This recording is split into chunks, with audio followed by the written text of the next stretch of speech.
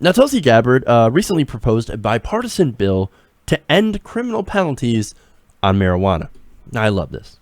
Now, she worked with Republicans in order to bring this bill that would decriminalize marijuana at the federal level.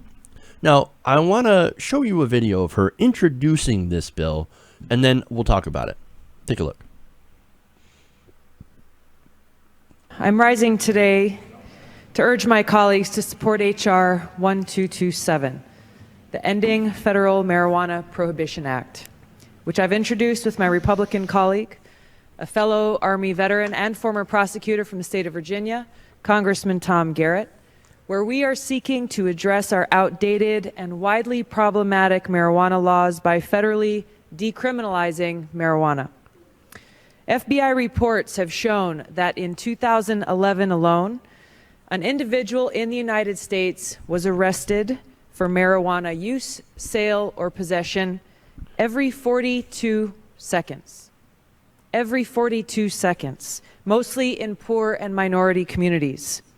Our current laws are turning everyday Americans into criminals, sending them to jail, ruining their lives, tearing apart families, and wasting huge amounts of taxpayer dollars to arrest, prosecute, and incarcerate people for marijuana use, a drug that has been proven time and time again to be far less dangerous than alcohol, both for individual consumers as well as for the people around them. So rather than actually helping people, our current laws are turning them into criminals, forever impacting their future and the future of their families. Over the years, we've spent hundreds of billions of dollars locking people up for nonviolent marijuana offenses, creating strain within our criminal justice system, clogging court calendars, and resulting in further overcrowding our prisons. These reforms that we're calling for in this bipartisan bill are common sense, and they're long overdue changes that will help to reduce the strain on our criminal justice system, create certainty and reduce contradictions and confusion between state and federal law, and updating those federal laws to actually meet the needs and progress that states are making across the country. All right, so there's Tulsi Gabbard. And look, let me tell you why I love this, and it's for a couple of reasons. Number one, it's the right thing to do. It makes no sense that we continue to jail people for a plant.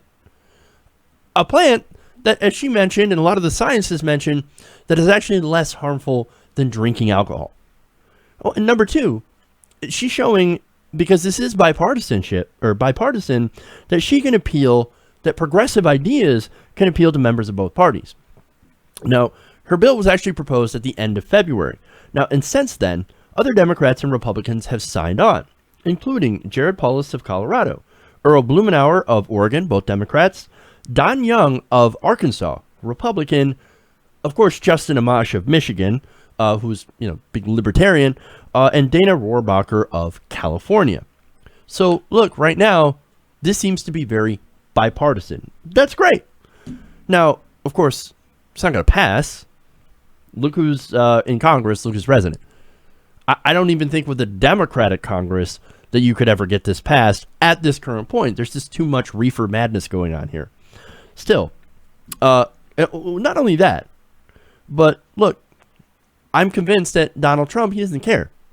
So I don't think that, I think if one of his advisors were to come up and say, hey, you shouldn't sign this pot bill because, we're going to help you. We're from the private prison corporation. My donors say you shouldn't sign this. Trump would be like, I guess I'm not going to sign this. And you also have Jeff Sessions. Now, Sessions runs the Justice Department, and this guy hates weed. Now, if you weren't sure how much he is against marijuana, let me give you some quotes. Quote, "We need grown-ups in charge in Washington to say marijuana is not the kind of thing that ought to be legalized. It ought to not be minimized. That it's in fact a very real danger. Marijuana is a very real danger. Let me tell you what."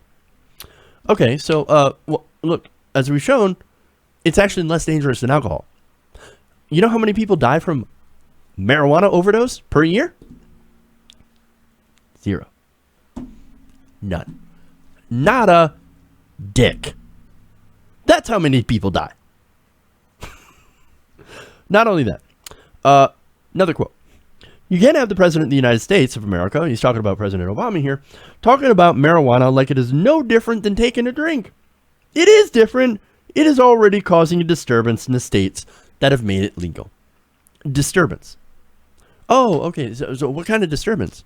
I mean, we should be hearing about all sorts of marijuana, induced stabbings and murders. I mean, you ever watch Reefer Madness? Literally, they would show somebody who was high on marijuana going and stabbing somebody. Crazy. So why aren't we seeing this stuff in Colorado? Why aren't we seeing this stuff in Oregon, Washington? Because it's not happening. It's not real. It's reefer madness. It's craziness. Now, there is something going on in these states, though, that have legalized it. It is called a windfall of money. Let me give you an example. In 2016, Colorado connected $200 million in tax revenue from marijuana alone. That's 1 year, $200 million. They made over $1 billion in pot sales in 2016. Insanity. Now, finally, there is this quote. Jeff Sessions says, quote, "Good people don't smoke marijuana." So if you are a bad person, then that's the kind of person you are that smokes marijuana. You're a bad person. You're a terrible person. Well, it seems to be pretty clear. This is the guy that's in charge of the Justice Department. And again, there are a lot of congressmen, senators, etc., that are anti-marijuana or that have been paid off by, for example, the alcohol lobby or the private prison lobby. In fact, recent story out a couple of weeks ago, probably a month ago, of New York Governor Cuomo.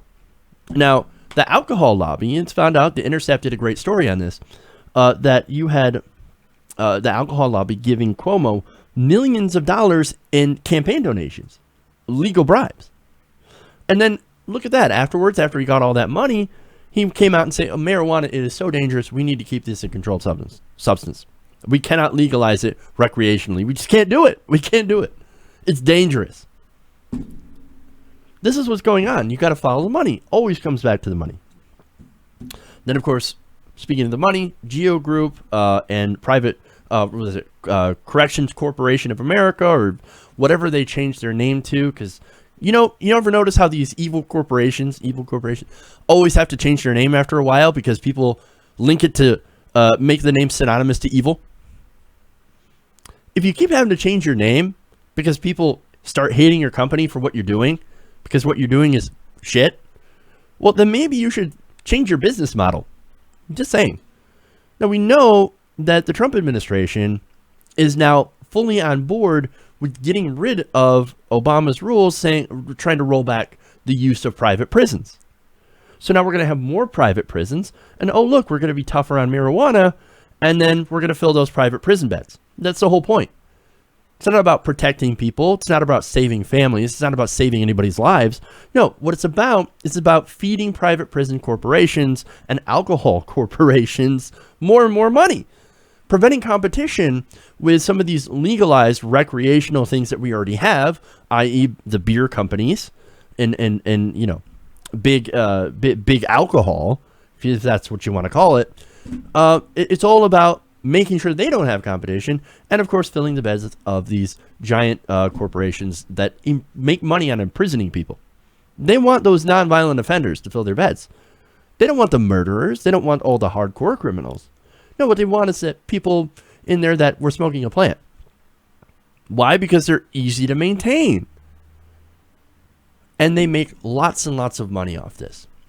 Again, follow the money, right? However, Gabbard, she's fighting against all that, and she's stating the facts about marijuana, and I absolutely love it. Now, while this doesn't have a chance, and I pointed out why, there is something good. It forces the conversation to happen. Gone are the days where TV can tell you, hey, pot, bad. Don't ever do drugs, kids. Don't do marijuana. It's a gateway drug. Well, people can just go and pick up their phone and Google it, and there are scientific results and studies that show that marijuana is not more dangerous than alcohol. It is not more dangerous. It doesn't belong in the Schedule 1 list. Remember, Schedule 1 is basically saying that this has zero medicinal value. no value whatsoever, and it is just dangerous. And that is patently untrue about marijuana. And again, all of this data, we have all these studies out there that prove that it is not dangerous. Not as dangerous as people like Sessions try to say. So, now it's also good to see Tulsi Gabbard out there fighting for progressive priorities, man. And actually things where there should be bipartisan consensus. Again, there's nothing liberal about saying, hey, you can put this substance in your body and we're not going to put you in jail for it. That is not a liberal position. That is a sensible position. That is a pro-freedom position. The Republicans should be all over this, and thankfully some have, and we got to give them credit for that. You know, people like Amash and the other Republicans that signed into it. You know, for example, Don Young, right?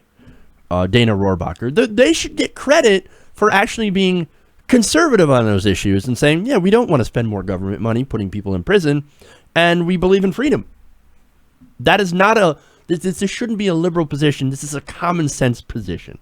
Okay. So credit to her, credit the Republicans for signing on to this legislation and for continuing this conversation that we absolutely need to have as a nation. Hey everybody, thanks for watching this video. If you want to see more like this, please hit the subscribe button below. And if you want to support truly independent progressive media, please consider becoming a patron at patreon.com/TYTNation.